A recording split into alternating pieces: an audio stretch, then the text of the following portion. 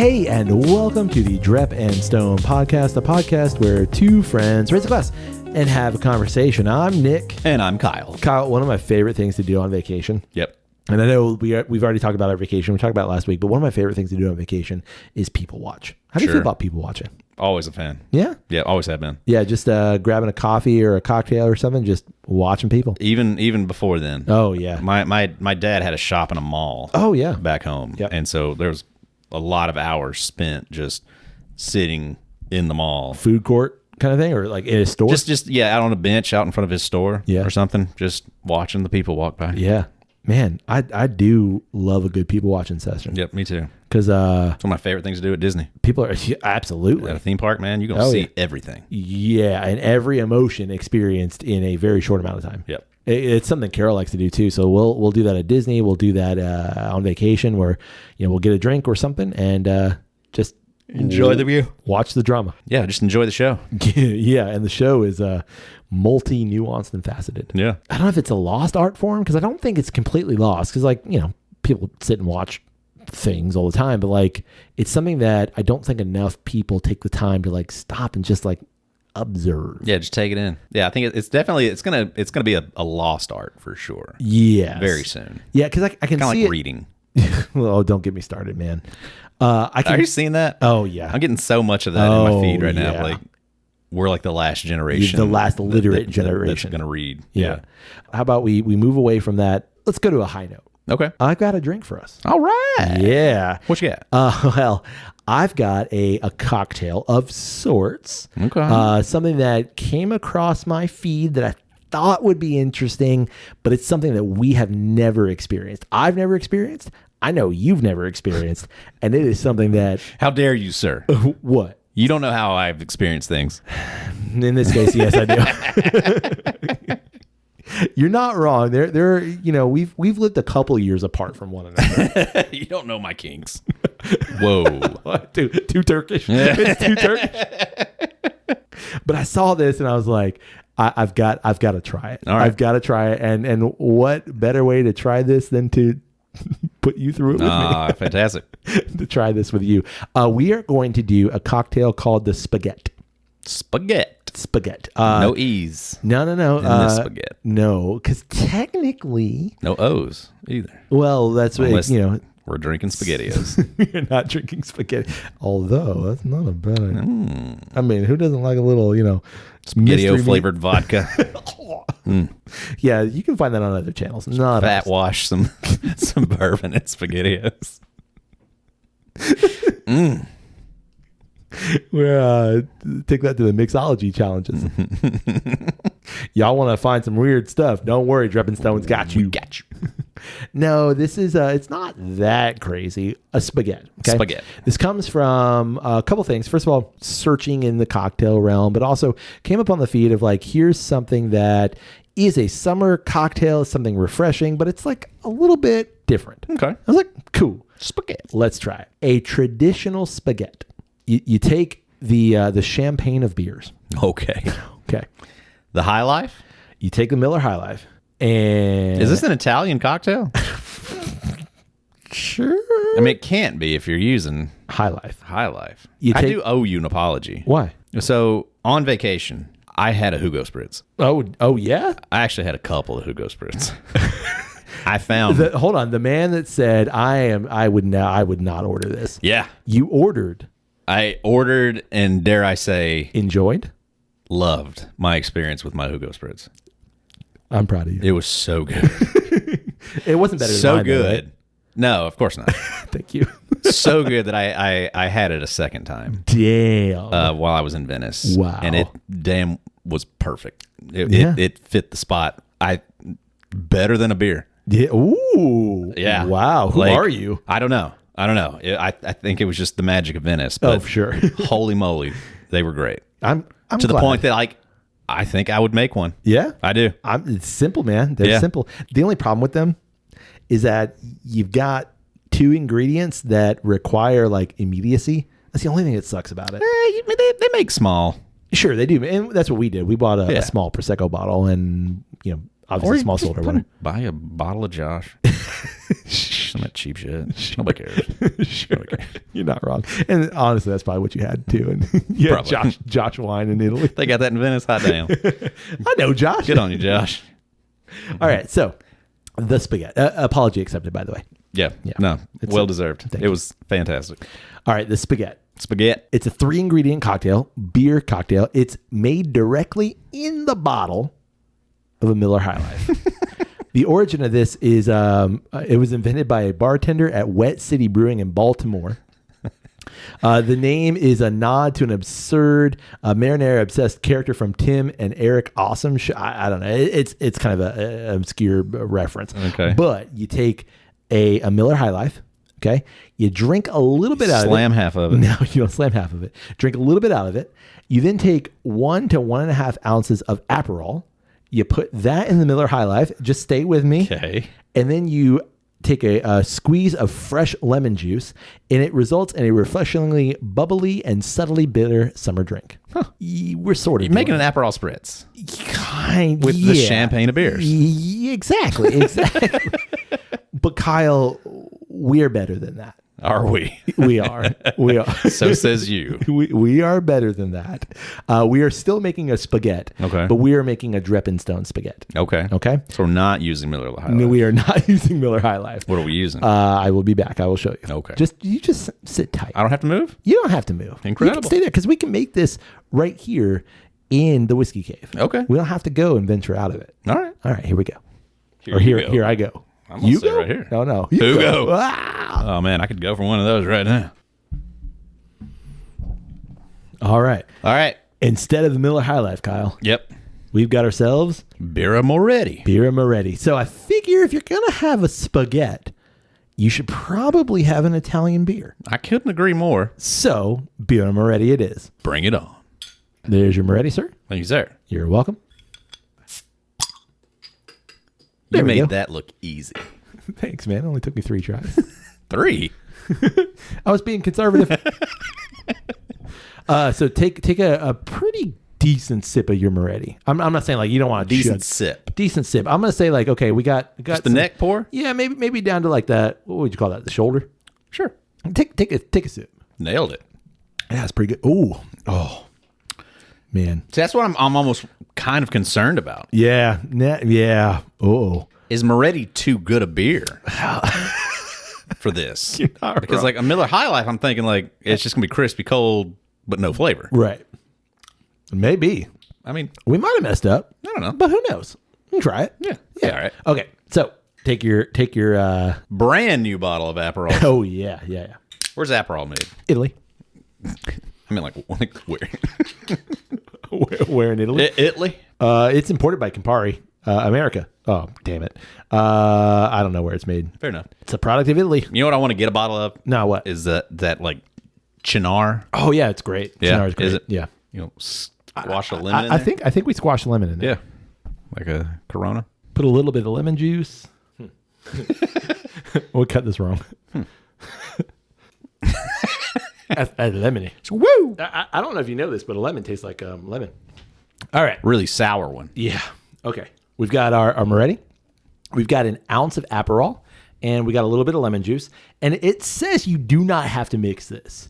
Like you just let everything kind of commingle. The Moretti bottles are brown, so like I don't know if it's in there. Right. What do you got on those? Lemon. Ain't nothing to do that. A little doggy doo doo. Lemon and doggy doo. Yeah, just a little lemon. Oh, you're gonna shake it? You're gonna do okay. Oh boy. Oh, that seems that seems dangerous. She okay. I'm not gonna do it. I don't trust myself enough. So now smell that one. Oh, that smells like doggy doo doo. And more beer. It's a little beery. More beery. Okay, I'm gonna try it. You knew better. I knew better. You knew better. It just like bird pissed on your shoulder. Trickled out. It wasn't a lot though. No. All right. Just enough. It's mixed. Yep. All right. You ready? Okay. Wow. Okay. I can't say it's bad. Okay. I did not expect that to be any sort of close to good. Yeah, it's weird. Wow. Gotta go again. How's that work? That That is not half bad. No, it's not. It's not bad. It's not bad at all. Yeah. But I'm going to have to say, it. I don't think the sum is greater than its parts. You would rather Moretti. You can say that. It almost becomes like a weird, not quite cola. Agreed. Yeah, and I think that's what the kind of the purpose is too. I mean, you've got a beer. This is 4.6. I don't know what High Life is. I'm going to say it's probably even less than that. 0.2. Probably. But, you know, it's cold. It's refreshing. It's lemony, obviously, with our lemons in there. Right. There's a little bit of a funk to it because of the Aperol. Yep. But Aperol is not Campari. I think that's a big distinction. Campari is 40% ABV or close to it. It is punchy. It is full flavored. Yep. Aperol is like the lesser cousin. I think Aperol, man, it's got to be like 15%. Aperol's sweeter. It's definitely sweeter. Aperol's 11%. Wow. Yeah. Yeah. We did an ounce. We did of an Aperol. ounce. Yeah. I mean, it said an ounce to an ounce and a half. I feel like you could do an ounce and a half. I'd be just fine. Yeah, I feel like this is the route for somebody that doesn't like beer. I mean, sure. If you don't like beer, do this, and it's going to make it not beery. Oh, correct. You know, Yeah. that's what I'm saying. Like it's not quite cola. It's not quite a soda. The Aperol adds in enough flavor that now it doesn't even taste like a flavored beer to me. It just tastes like something else. To me, like it's like a malted beverage. It's incredibly crushable. Yeah, it's a malted beverage. It's incredibly crushable. Like, and of course, beer Moretti's easy drinking anyway. Right. You know, it's got enough flavor, but there's you got some easy drinking nature there, and that just makes it. I'd say even more so. I'm not going to say it makes beer Moretti better. It doesn't. Yeah, no. I mean, not if you're drinking Moretti for the correct. purpose But of having a if beer. I'm thinking easy cocktail, because this counts as a cocktail. Should I put this in a glass? Maybe, but I don't have to. I mean, this is this is a dive bar cocktail. That's what this is, right? Easy. 3 ingredients. Yep. You got an easy drinking beer, you got an easy drinking liqueur, and you've got some lemon. Yep. Done. Yep. I want Be a fun beach drink. That's exactly what I'm thinking. Like, Be a nice way to like plus up your beer. That's what I'm saying. I'm not sure if it's a plus up. I don't know if from it's a the plus beer. up. I think it's an alternative. But it is a nice alternative. Right. Like, you know what? I've had my Moretti's. I want something a little different. I got you. Here's something that's a little different. It's going to give you something else. It's got flavor. Yeah. Yeah, it's got a little citrus note, a little extra sweetness. The Aperol bitter eventually kind of creeps in, but it's so subtle. Oh yeah. And the lemon tartness is nice. It's a nice little addition. Yeah. Yeah, that's great. I quite like it. Yeah, it's not bad at all. This is, it's not Italian, but It is it Italian, is Italian now. You know what I mean? Like, Yeah. I've got an Italian beer and an Italian liqueur, and these lemons are direct from Italy. Yeah, Capri. Yeah, I picked it. Yeah. 3 weeks ago. Take that, Department of Agriculture. Customs. Screw you. You Yelling at me every morning. Don't take a banana with you Even on though your excursion. This banana was purchased in Italy. Well, whatever. Anyway, if you say so, do what I want. Live. I am so surprised because I honestly I came into it kind of a lark of like that. There's no way that's going to be decent. Sure. And like That's better than decent. That's delightful. that's delightful. Yeah. So I thought an interesting conversation to go with our spaghettis here. Our spaghettis? I think we could say spaghetti now. Right? Spaghettis. Well, you can't say spaghettis. Spaghettos. There it is. That makes no sense at all. But yeah, we can definitely say that. Our spaghettos. Our 2 spaghettos. 2 spaghettos. Per favore. To go with our spaghettis. Grazie. There it is. We both watched a movie. Yep. Separately. Yep. But at roughly the same time, we went and saw Toy Story 5. Yeah, we did. Yeah, it was on our vacation. They were showing that particular movie on our cruise boat. On our boat. And we both went and saw it. Yeah. We missed the 30th anniversary of Toy Story. That was last year. Son of a gun. Yeah, 1995 Yeah. was Toy Story. So this is the 31st anniversary of Toy Story, which I'm going to say has kicked off the entire Pixar empire, right? Like that's what did it, was Toy Story. Yeah, their first movie. Obviously Pixar existed before Toy Story, Yep. but this was the movie that kicked it off. So I figure we start with a conversation about Toy Story 5, and then I want to talk about Pixar as a whole. And I know we've mentioned Pixar here and there, but like favorite movies, the highlights, things like that. Okay. Toy Story 5. Toy Story 5. Did we need a Toy Story 5? Did we need it? No. Okay. No, we don't need it. I think the movie almost kind of knows that. Ooh. The aspect of like the entire point of this movie is how kids are moving away from toys. Correct. Yeah. And it's all becoming about devices Uh-huh. and screen time. Yeah. And stuff. And it's the toys trying to Recapture. not let that be the case. Yeah. Recapture some of the lost attention span. Yeah. Yep. Toys are just for like babies now. I'm going to answer my own question. Okay. Did we need it? Yep. I think in some ways we did because of the just monstrosity that is Toy Story 4. Like, I rewatched Toy Story 4, and it's not good. It bothers me. It bothers me. Yeah. Correct. Like, there are things that happen. Like, it's still a Toy Story movie. You've got... Forky's great. I love Forky. You've got points that are funny. You've got, the animation's great. Yeah. But like the overall tone and message is just weird. Yeah, it doesn't add up to what has been the theme of Toy Story. Right. I agree. And it's bothersome. So I would say we did not need Toy Story 4. Like, hard did not need Toy Story 4, but we got it. Yeah. Which is why I would say we kind of need Toy Story 5 in some ways to cleanse the taste of Toy Story 4. Because like you could just lean into it and make it even worse, but I don't think it does that. I'm not saying it necessarily makes like the Toy Story saga better, but it kind of ties up some things that like whiffed on Toy Story 4. Right. So I'm going to say like ultimately you're not wrong. Like, did we need it? No. But like I think we kind of did to clear up some of the taste of Toy Story 4. Yeah, I guess you look at it as Toy Story 1, 2, 3. Yeah. Arguably the best trilogy of movies Yeah, really good. to ever exist. Really good. You told a narrative arc. You did the thing. And you nailed the landing. Yeah.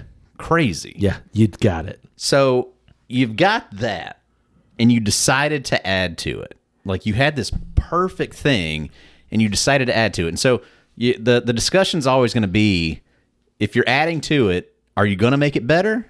Correct. There's no way. Right. I think you've created this perfect thing. Could you make it better? Sure. But like the likelihood that you're going to make something better than what you've already got, not likely at all. Right. The reason you make another one is because it'll make $1 billion. Correct. That's exactly why. And fair enough. Like I can understand why you need to, go ahead and squeeze that sponge, but it's not to make it better. And unfortunately, like that will always creatively bother me. That 4 was not to make it better. 4 was to make money. 4 is to make money. I'm saying, and I agree with you, I think 5 is to make 4 better. Not that you're going to make 4. Do you think it does? Not that you're going to make 4 itself a better movie, because you're not. No. But I'm saying like you're continuing this story, so you're kind of like not erasing 4, but if 4 is then kind of becomes like the catalyst to get to a better. I think 5 is a better movie. That's what I'm saying. I agree. And so like then 5 is like Dark World. It's Story Dark World. Like it exists. It's fine. But in order to, I guess, be better, like 5, what's Thor Dark World? 4? No, that's Thor 2, Dark World. No. Oh, are you saying Toy Story 4 is Dark World? Oh, Toy Story 4 is Dark World. Yeah. Okay. Yeah, like this is not a good movie. Yeah, like I would say it's not even that. Like at least Dark World was still like in the golden age. Like I would say like Toy Story 4, like Toy Story 1, 2, 3 is your Infinity Saga. Sure. So Toy Story 4 is out here somewhere. It's like Quantumania. Oh, Quantumania. Yeah. It's just like, ugh. It exists. Doesn't help at all. Right. So then you need something to help, something to make it a little more palatable so that you don't end on that note. And I think that's what 5 does. I think 5 it's a better movie. I'd say it's pretty good. Like it's making some good statements. There's still a lot still left to be desired, sure. But you're making some good statements here. And I think you nail the landing much better than you did in 4. I would say not talking about 5 individually. Sure. In the grand scope of the Toy Story franchise. For me personally, the more you add to it, the more watered down it gets. Agreed completely. And even though this one was better than 4, I still think it's diluting the whole thing. I agree. Holistically. I agree. So for me, for that aspect of it, it's kind of a bummer. Individually as a movie, though, it's pretty darn good. Like, it's a good movie. Yeah. Like, it's enjoyable. It's funny. It's funny. It's Toy Story. Yeah. It's nostalgic, and it's just it's a good time. It's a good movie overall. Like, I'm just like I said it coming out, like after I watched it. Y'all watched it a few days before me. Yeah. And I said it just feels like it's a shame because it's like nothing has an end anymore. Correct. Like, it'll just continue on forever. Yeah. There will always be another Star Wars. There will always be another Marvel movie. There will always be, and it's, I guess, specifically with Toy Story, it's like, I think there could have been a way where you could have continued it, where you could have left Toy Story 1, 2, 3 as its own individual thing. Yes. And you could have moved away from it in 4 and 5 and started a new thing with different toys and a different kid, and it could have still worked within that universe. Sure. But it could have been a different thing. Yeah. The fact that, like, we've said goodbye to Woody, but we can't say goodbye to Woody. We got to bring Woody back. Absolutely. You know, like, it's frustrating. I think it's like what they were trying to do with the sequel trilogy, in that, okay, so this is in Star Wars, but Rey is something separate. But then you can't, or they thought you can't. Well, if you just never brought back, that's what I'm saying. Han, Luke, and Leia, right? You would have, like, but you didn't. Right, you didn't do that. So I think that's what, like, back to Mandalorian, like, that's what makes Mandalorian, at least seasons 1 and 2, so good. Yeah, it's because, like, yes, this is a universe, a world that feels familiar, but it's something separate. Yeah. So, like, yeah, I agree. If you would have left Toy Story, the first 3 alone, and this is something separate, and I think they kind of tried to do it in terms of, like, Andy's story is done, and now you have Bonnie's story, but they constantly reference Andy. They constantly reference whatever Andy's sister's name is. Right. So I guess Hannah. Yeah, Hannah. They constantly are. I guess it's really just Andy. They constantly are referencing, because, like, who's Hannah? No. Yeah, I can hear Andy calling Hannah. Oh, no, Hannah was the girl across. That's Sid's sister. Sid's sister. What is Andy's sister's name? Sarah? Molly? They don't ever reference her. Yeah, never. Actually, she's mentioned once. They constantly reference Andy. Like, even in Toy Story 5, like, there's that constant reference to, like, you were Andy's toy. Yeah. And it's like, dude, like, that we've moved on from that. Andy's, like, you've already 30. ripped my heart out. Yeah. Dealing with Andy. Like, okay, let's move on from it. I'd like to believe that 5 feels like we are. Like, there is a step forward. Mm-hmm. You know, because, like, you don't see Woody for the first, like, almost half hour. Yeah. You know, like, you do see Buzz. Yeah. But you don't see Woody for 20, 30 minutes. Yeah, and I guess that's kind of like the frustrating aspect of it for me, is that you're not utilizing, and not that you should, but, like, you're not utilizing Buzz and Woody as the main characters in this story. Correct. It's Jesse. But advertising wise, you still are. Correct. You know? Correct. And that's just kind of like, why? Like, why are you doing that? Because, first of all, they are the stars. I mean, not that, like, the movie's really Jesse's movie, but you can't, I don't know, like, you got Tim Allen and Tom Hanks. Right. You can't squander them. You know, well, Joan Cusack is nowhere near the star that they are. But it's weird to me. Of, like, if that is going to be your marketing, though, then why aren't they? Why aren't they? Why aren't they? I almost kind of wonder if, like, kids. I mean, the movie's doing very well financially, for sure. But, like, I do wonder if kids go into it and are kind of, like, disappointed that, like, well, there wasn't much Buzz and Woody in that. Well, and I can tell you, just in the theater that I was in, that was the case. Like, there were people like, "Where's Woody?" You know, and, like, you get Buzz pretty early on, but, like, "Where's Woody?" was a question that I heard from kids. I mean, like, the parents, you know, whatever, but kids were like, "Where's Woody?" And you don't have that, right? And then even when you do have that, yeah, they are together, but they're not together as they were in previous movies. Right. And they're definitely not main characters. For sure. Like, I guess the Buzz Lightyear toy is. Yeah. Because there's like 50 of him. Yeah. But our Buzz Lightyear is not a main character in this story. No. I enjoyed it. Oh yeah, I did too. It's good. A fun story. Yeah. And like it's not a necessarily like demeaning this movie, but it is just like odd the way that they're choosing to like not let it go, but trying to let it go. That's exactly. We're gonna make a huge emotional movie about letting go, yeah. but by God, we can't let them go. Right. Because well, they make us. They make us a lot of money. You know, it's like don't do that to me emotionally. Right. But then the next one's gonna come out and they're back. Yeah. Don't worry about it. Yeah. My only like is a bummer as this is. My only thing is like Tom Hanks and Tim Allen. They're not getting younger. Right. You know what I mean? And like obviously as a voice actor, you can act for quite some time. But I don't know if you caught it. Tom Hanks sounded fine, but like Tim Allen as Buzz sounded a bit haggard. That's another one of those things. Like there's like a couple of jokes in there about how old Woody is. Yeah, with his bald spot. His bald spot, and there's one thing like with his gut. Yeah, and it's those jokes don't make sense now because Woody as a character is already super old. Right, like he was old in Toy Story 1. Correct, because the whole thing is like those toys are from the 50s. Yeah, and so in Toy Story 1, he would have been 40, the toy age, I guess. Sure. You know what I mean? Like, yeah, he would already be an old man kind of thing. Correct. So at this point, like you're just, I don't know.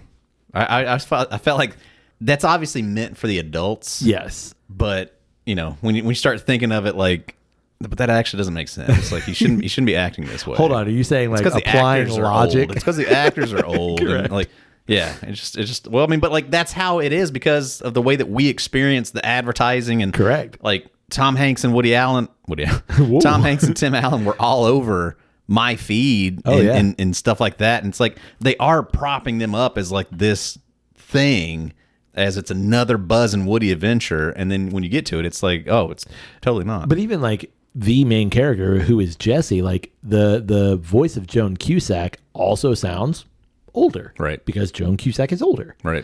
She doesn't quite match up with the character either. Nah. Yeah, you can definitely hear it in her voice too. Yeah, that's something that Carol talked about. Like that took her out of the movie. Yeah, agreed.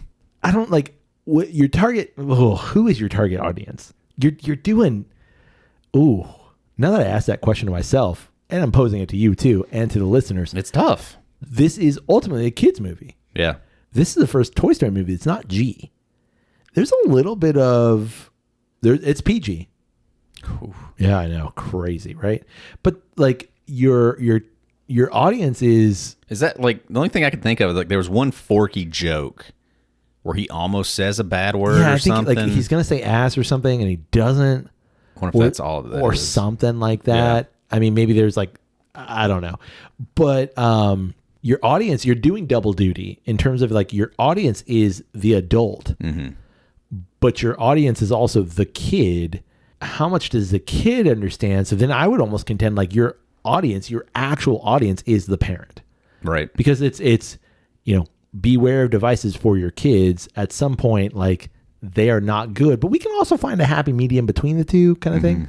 So yeah, I mean, I don't know where the story should go. I don't either. I mean, Disney's obviously got so much IP built around Buzz and Woody, and I mean, it's one of those things too of like if Tom Hanks and Tim Allen signed off and said, yes, you can use my voice, or like it's like how DC owns the likeness of Christopher Reeve's Superman. correct. And that's how they were able to use it in that Flash movie without needing to get permission from the Reeves estate. I wonder if there is some sort of like thing that like Disney could say like, all right, look, here's a payment, and then we get the likeness of your voice. Yeah. Obviously nowadays with AI and shit, you could have AI speak as Woody and do anything you need it to do. Yeah, because you could have a voice actor come in and give the performance, but then it's just recorded as Woody's voice if they even need that. But yeah, they probably don't even need that. Like, Because I'm sure, just in terms of 5 movies now, there's enough words that they've spoken. Or you could do hey, Tom, Tim, we need you to come in. We need you to say these 4,000 words. Right. You know what I mean? And we need you to say it in 3 different registers. And you will forever be the voice of no matter Buzz what and happens, you are always Buzz and Woody. You say the word sorry 3 different ways, and we can modulate that. And so, you never have to do this ever again. Right. But your estate is always paid. You're paid now. This is the payment here. Correct. And just now we own this. And it can only be used for this. It can only be used for when we need Woody to talk or Buzz to talk. Right. But, I mean, it just kind of seems like we're there. I agree. And, whether that's right or wrong or whatever, I don't really know. That's a debate to be had, I suppose. But it's like that's what kind of almost needs to be done for these characters. You did the big goodbye separation thing, and maybe you should have never done that. If your long goal was to always utilize these characters for eternity, you should have never given us 3. Correct. You shouldn't have. And then in 4, when you had Buzz and Woody separate, you just did it further. Right. You should have never done that. So now each time it comes back, it's like it doesn't. It just. I think it loses its. I think that's the filmmaker standpoint of no, this story is done. And then the the financial guy's going yeah, but it makes $1 billion. Right. And then the company going well, we can't not we can fix this. Writers fix this, and the writers going, oh, okay, we can fix this. Right. You know what I mean? So I think, but it just dumps on what you did before. I agree, and it sucks. That's why. And by the time this episode comes out, we're pretty close to, if not on, the release of Ted Lasso. I'm so worried because I love Ted Lasso. Same.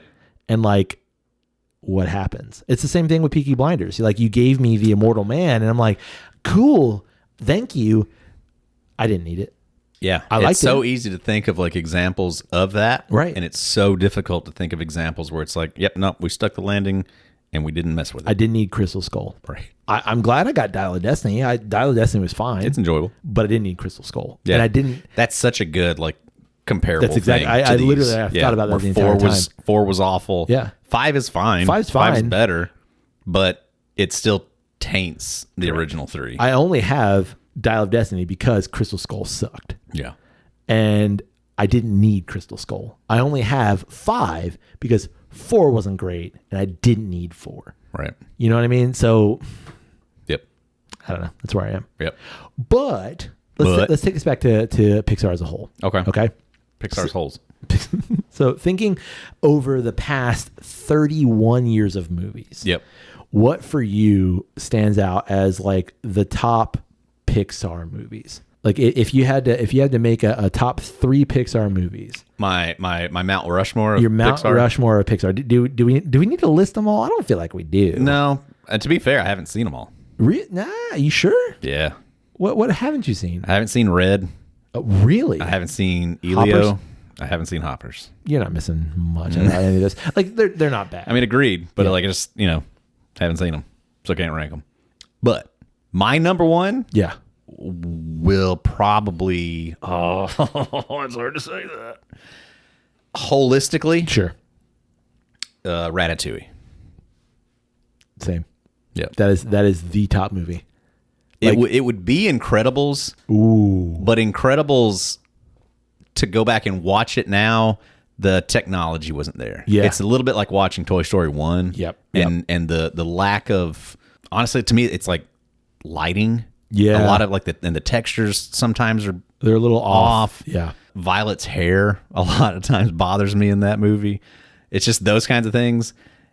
Whereas Ratatouille is just gorgeous perfection. Yeah. I can't disagree with you on any of what you just said.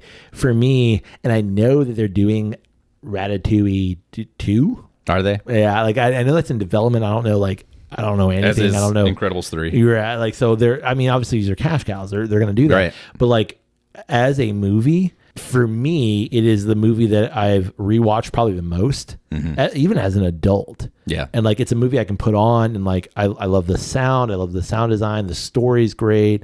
It's good. Yeah. And it's such a unique story. Like, you had never seen anything like that. The concept was so original. The music's fantastic. Giacchino killing it. Oh yeah, he is. And it's just beautiful to look at. Like, they just nailed cinematically such a gorgeous look to everything. Yeah. Like the damn ratatouille as he's like putting it together. Yeah. Looks so real and fresh. Like, there's one scene where it's the first time that Remy and Linguini pull off like a successful night of cooking together. After the meal service is done, Linguini takes Remy out with like a napkin that's got some grapes and some cheese in it, and he says, "Go ahead, celebrate, you earned it." And there's a shot where Remy takes a grape and plucks it off, and the rest of the grapes give a little wobble. Yep. That still blows my mind when I look at it, because it looks so real. Yep. And I remember at the time being just like, how is that computer animation? That looks so real. And it still does. And it's still like, every time I see that shot, I'm just like, that's incredible. And to me, like, I'm shocked by how good it looks 20 years later. Like, it came out in 2007. Yeah. So 20 years later, and it's still pristine. It's still great. Yeah. There's nowhere to improve upon it. No, and that to me, that's exactly it. Like, it's not, you don't have Violet's hair. You don't have weird lighting things. You don't have like, oh, well, that was a miscue. Right. In terms of like story. No. Yeah, like that looks off now. Yeah. And there's nothing. And maybe it will in another 20 years. I don't know. Well, I think it falls into that category. Like, I know I've seen it about like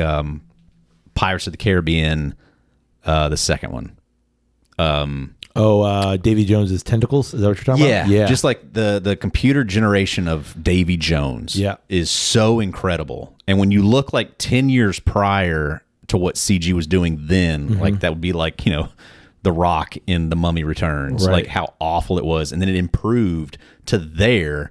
And then there just hasn't been anything since. Right. I mean, Avatar, as amazing as Avatar is, but like on a scale of like reality, right? It's not like there hasn't been a huge leap since. There was this huge, incredible leap, and then we've kind of like hit a plateau, almost. Right. I think Ratatouille falls into that same kind of category of like, you kind of have nailed computer animation at that point, and there hasn't been anything since that you could really look at as like better. Well, and you're giving me, in terms of that movie, you're giving me enough realism where like these people look like real people, but also they're not real people. Right. So you're not like Uncanny Valley. These rats look like rats, but they're also not real rats. So you're not doing that.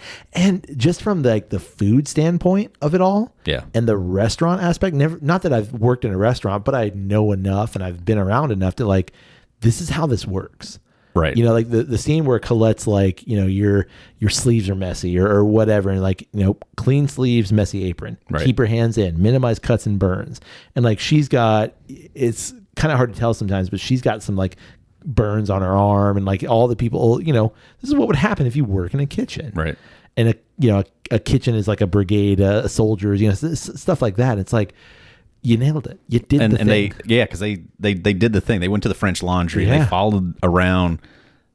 Like they put the work in. Correct. The research, and so like it comes through absolutely as clearly like authentic. Yeah, it's so good. Yeah. Okay, so one head on Mount Rushmore. Yep. What's the second one? I'd still put Incredibles up there. Would you really? That would still go on my Mount Rushmore. Okay. Yeah. Okay.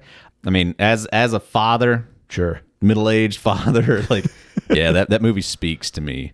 I mean, it did back then too, of just like the releasing of like your abilities, of your skills and stuff like that. Like it always had such a great theme to it.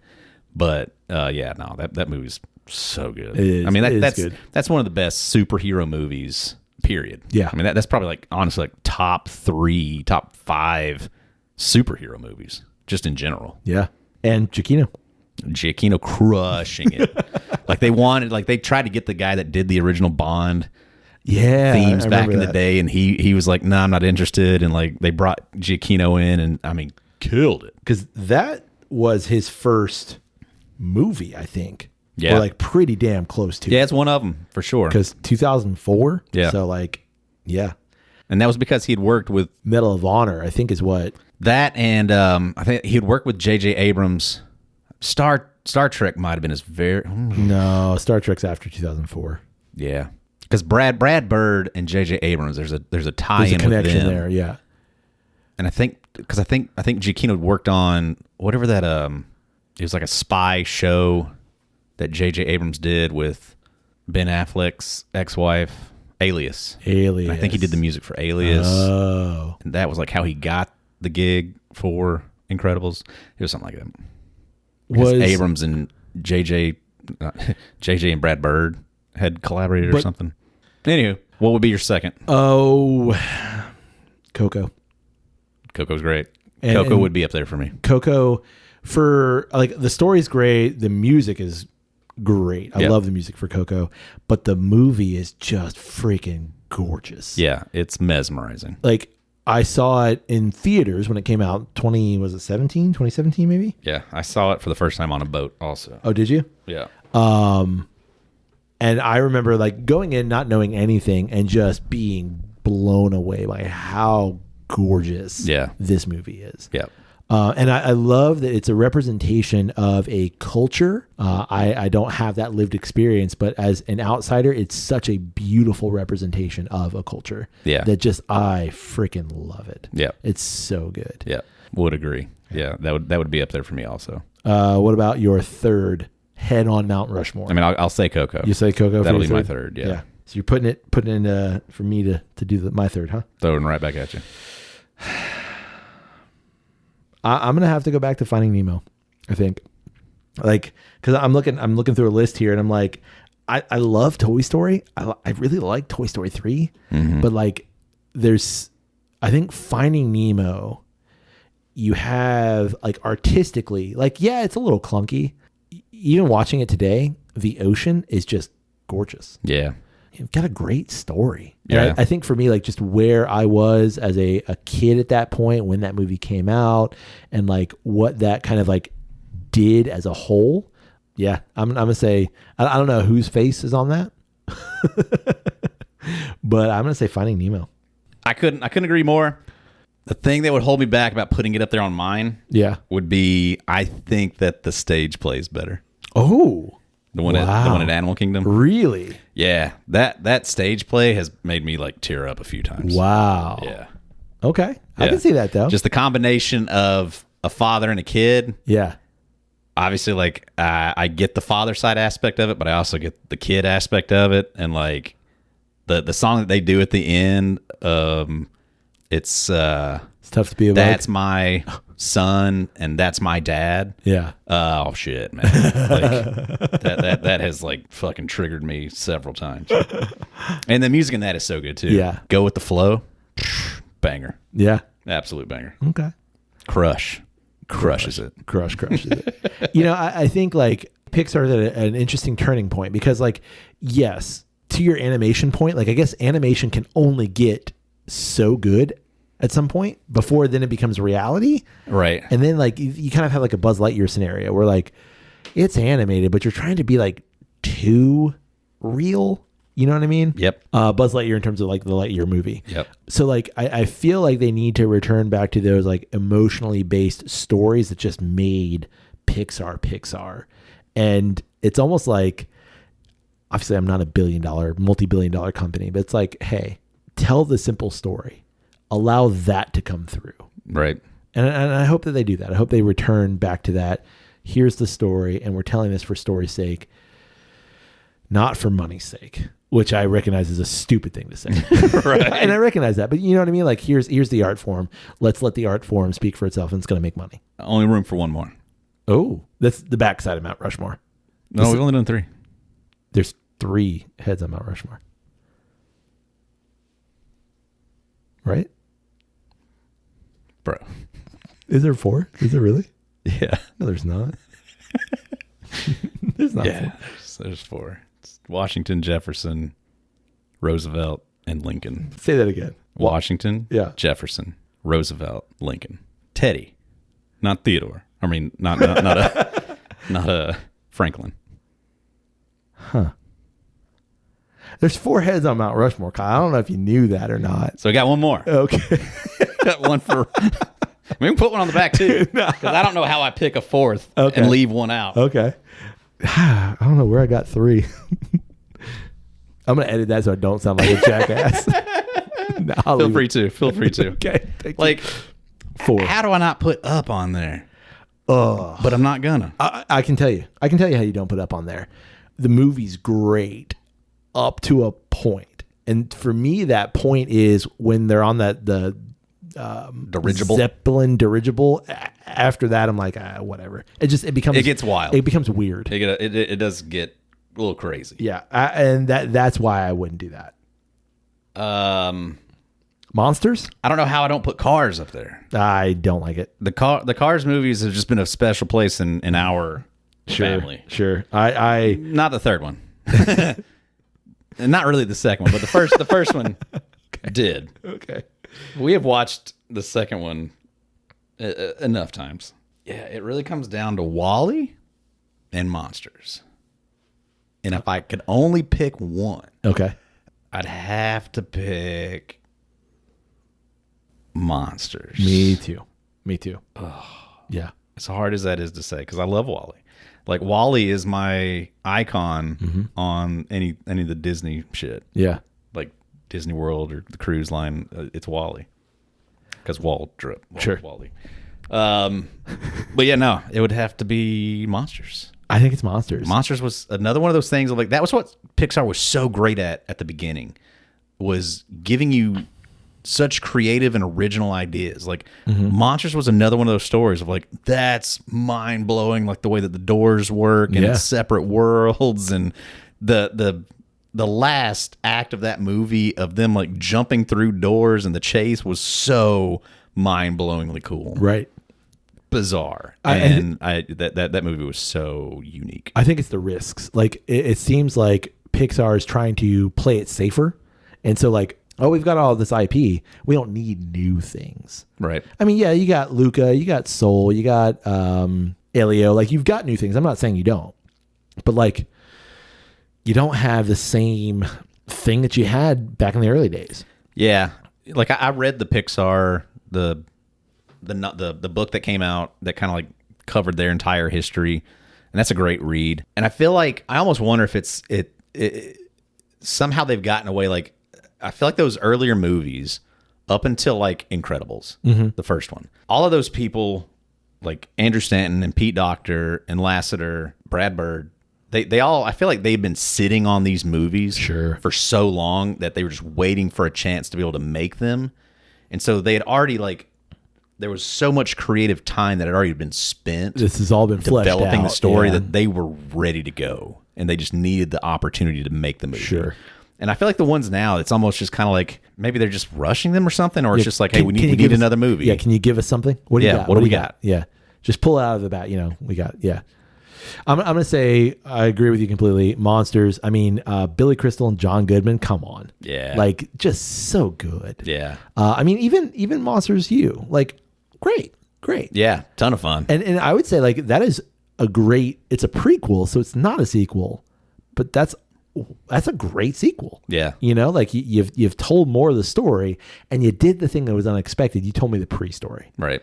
And so you didn't have to go in the same direction. Yep. Yeah, it's so good. I agree with you. Yeah. But whose face? Mike or Sully? Randall.